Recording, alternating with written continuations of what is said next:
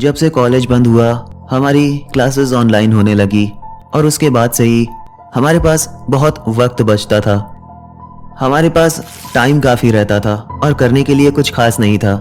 तो हमने ये डिसाइड किया था कि हमें जो भी छोटे मोटे काम मिलेंगे हम उसे कर लिया करेंगे, बदले में हमें काम भर पैसे मिल जाएंगे।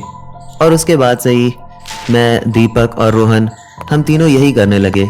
हमें जहाँ कहीं भी 1-2 दिन का काम मिलता था हम उसे करने के लिए तुरंत हाँ कह देते थे। बदले में हमें ठीक ठाक पैसे मिल जाते थे। इससे सब कुछ अच्छा चल रहा था। एक दिन की बात है, मुझे एक जानवी नाम की लड़की का फ़ोन आया। उसने मुझसे कहा कि तुम्हारे लिए एक काम है, क्या तुम करना चाहोगे? मैंने उससे कहा कि कितने दिन का काम है और करना क्या होगा? उसने कहा काम बहुत ही आसान है। मैं 3 दिन के लिए अपने घर से बाहर जा रही हूँ और मैंने तुम्हारे बारे में सुना है, तुम्हारे ऊपर भरोसा किया जा सकता है। तुम्हें बस 3 दिन तक मेरे घर पर रुकना है, मेरे घर का ख्याल रखना है, क्योंकि मेरे घर पर मेरे एक अंकल हैं, वो काफ़ी बूढ़े हैं और वो अपने कमरे से बाहर नहीं आते। तो तुम उन्हें खाना दे देना, या तो तुम खुद बना लेना या फिर मार्केट से ले लेना। बस 3 दिन की बात है, तुम्हें मेरे घर की देखभाल करना है, इससे ज़्यादा और कोई काम नहीं है। मैंने उससे कहा ठीक है, मैं ये कर दूंगा, लेकिन चूँकि मुझे 3 दिन तक रुकना है, खाना बनाना है या फिर ख़रीदना है, इन सब में काफ़ी पैसे लगेंगे, तो मुझे तुमसे 10,000 चाहिए। उस लड़की ने कहा ठीक है, कोई दिक्कत नहीं है, मैं तुम्हें दे दूंगी। मैंने उससे कहा मुझे अपना एड्रेस भेज दो, मैं पहुंच जाऊंगा। कितने बजे आना है? उसने कहा कल सुबह 6 बजे तक आ जाना। मैंने कहा ठीक है। उस लड़की ने अपना एड्रेस मुझे मैसेज कर दिया था। मैं अगले दिन सुबह 5:30 बजे के आसपास वहाँ पहुँच गया था। उसी वक्त मेरी जानवी से पहली बार मुलाकात हुई। वो लड़की ठीक ही लग रही थी। मैंने उससे थोड़ी बातें की और फिर वो मुझे अपने घर के अंदर ले गई। उसने मुझे बाकी के कमरे दिखा दिए और उसने बताया कि वो अब 3 दिन बाद आएगी, तो इसकी देखभाल मुझे करना है। मैंने कहा ठीक है जानवी, तुम जा सकती हो, कोई दिक्कत नहीं होगी, भरोसा रखो। उसने कहा ठीक है, तो मुझे जाना होगा क्योंकि मेरी ट्रेन है। ये कहकर वो वहाँ से चली गई।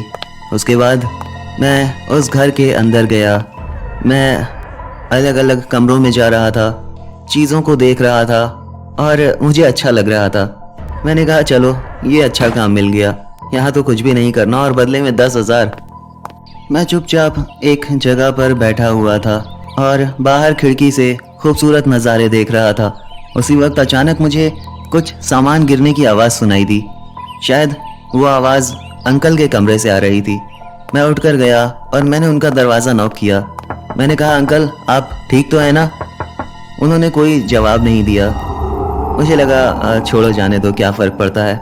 मैं वापस कमरे में चला गया और बैठकर टीवी देखने लगा। देखते ही देखते दोपहर के 12 बज गए। मुझे लगा कि मार्केट से खाना नहीं लाऊंगा, क्यों ना कुछ बनाया जाए। मैं दरवाज़ा बाहर से बंद करके मार्केट चला गया और मैं कुछ सामान लेकर आया। उसके बाद मैंने आराम से उसे बनाना शुरू किया। कुछ देर के बाद जब खाना तैयार हो गया तो मैं एक प्लेट में खाना लेकर अंकल के पास गया। मैंने उनका दरवाज़ा नॉक किया। मैंने कहा लंच का टाइम हो गया है, आप खाना खा लीजिए। मैं वहाँ पर खड़ा रहा पर उन्होंने कोई जवाब नहीं दिया। कुछ देर के बाद मैंने कहा ठीक है, अगर आप बाहर आना नहीं चाहते तो मैं यहीं दरवाजे पर आपका खाना रख देता हूँ, आप खा लीजिएगा। ये कहकर मैं वापस दूसरे कमरे में चला आया और उसके बाद मैं खुद अकेले बैठकर खाना खा रहा था। शाम के वक्त भी मैं बैठकर अपने दोस्तों से फ़ोन पर बातें कर रहा था, क्योंकि मेरे पास करने के लिए कुछ नहीं था। जब खाने का टाइम हुआ तो मैंने सोचा कि बाहर से लाना बेकार है, कुछ लाकर बनाऊंगा, इससे मेरा टाइम पास भी हो जाएगा। मैं फिर से मार्केट गया और कुछ सामान लेकर आया और फिर से मैंने खाना बनाया। उसके बाद मैं अंकल के पास गया। मैंने उनका दरवाज़ा नॉक किया लेकिन उन्होंने दरवाज़ा नहीं खोला। मैंने कहा ठीक है, मैं खाना रख देता हूँ। मैंने जो खाना दोपहर के वक्त रखा था शायद उन्होंने खा लिया था, क्योंकि वो प्लेट वहाँ नहीं थी। उस रात मैंने ये सारे काम ख़त्म कर दिए और चुपचाप एक कमरे में सोने चला गया।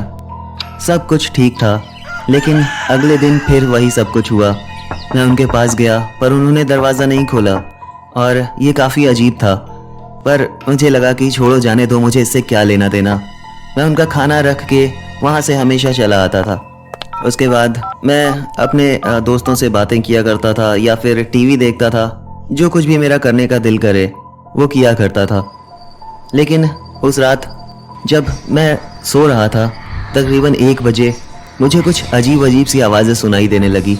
ऐसा लग रहा था जैसे कोई फुसफुसा रहा है, किसी से कोई कुछ बातें कर रहा है। ये थोड़ा अजीब और डरावना था, लेकिन मुझे इसी बात के पैसे दिए जा रहे थे, इसलिए ये मेरी जिम्मेदारी थी कि मैं देखूं कि सब कुछ ठीक है या नहीं। मैं उठकर दूसरे कमरों की तरफ गया और कहीं कुछ भी दिखाई नहीं दे रहा था, सब कुछ ठीक ही लग रहा था। उसके बाद जैसे जैसे मैं अंकल के कमरे के पास बढ़ा, मुझे ऐसा लग रहा था जैसे उसी कमरे से आवाज़ आ रही है। मैं कान लगाकर उस दरवाजे के पास खड़ा हो गया और साफ पता चल रहा था कि अंदर कोई बातें कर रहा है, कोई फुसफुसा रहा है। ये बहुत अजीब था। मैं चुपचाप वापस अपने कमरे में आकर सो गया। अगले दिन सुबह जब मैं सोकर उठा तो मैं अंकल के कमरे के पास गया। मैंने उनका दरवाज़ा नॉक किया। मैंने कहा कि क्या सब कुछ ठीक है? कल रात को कुछ अजीब सी आवाज़ें सुनाई दे रही थी। आपकी तबीयत तो ठीक है ना? क्या आपके साथ कोई है? उन्होंने हमेशा की तरह कोई जवाब नहीं दिया। मैं वहाँ से लौट कर आ गया। दोपहर के वक्त मैंने उनका खाना दरवाजे पर रख दिया हमेशा की तरह, और शाम के वक्त भी मैंने यही किया। ये आखिरी दिन था, लेकिन मुझे अंदर से ये लग रहा था कि आखिर ये आदमी बाहर क्यों नहीं आता। फिर मैंने सोचा कि जाने दो, मुझे क्या फ़र्क पड़ता है।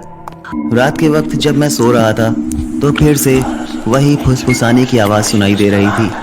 मैं धीरे धीरे उनके कमरे के पास गया। मैंने एक टेबल लगाकर ऊपर से झांकने की कोशिश की, और जो मैंने देखा उसे देखकर मेरी आंखें फटी की फटी रह गई। चेयर पर एक अजीब सा आदमी बैठा था, एक अजीब सा डरावना आदमी।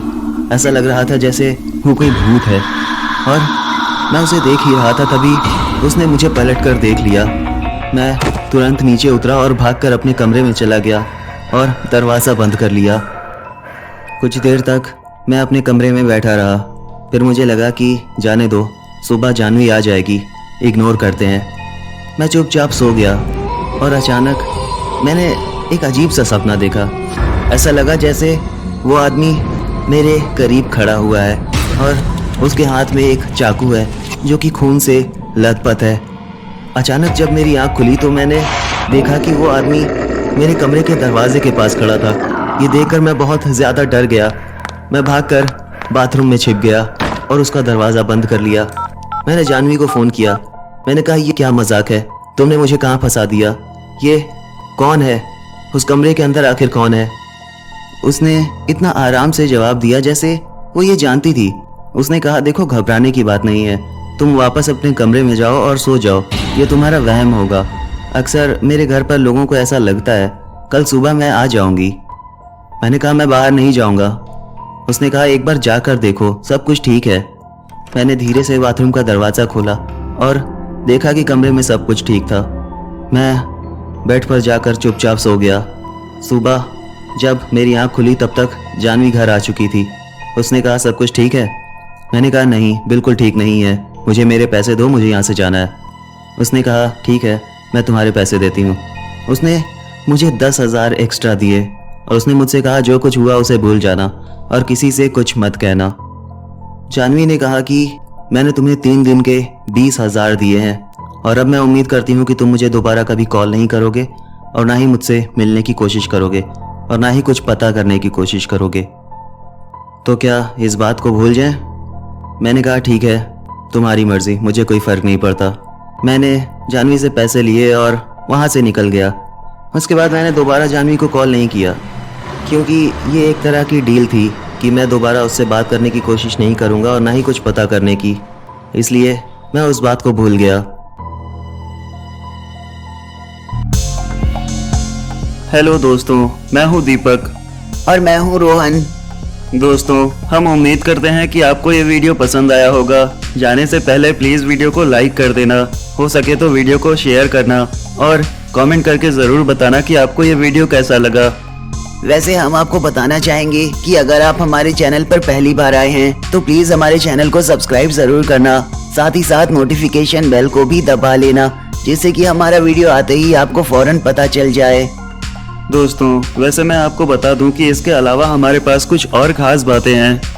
जी हाँ, जैसे कि बुल्ली और टमाटर की लाइव फनी कमेंट्री, जो कि वो तफरी गेमिंग यूट्यूब चैनल पर करते हैं।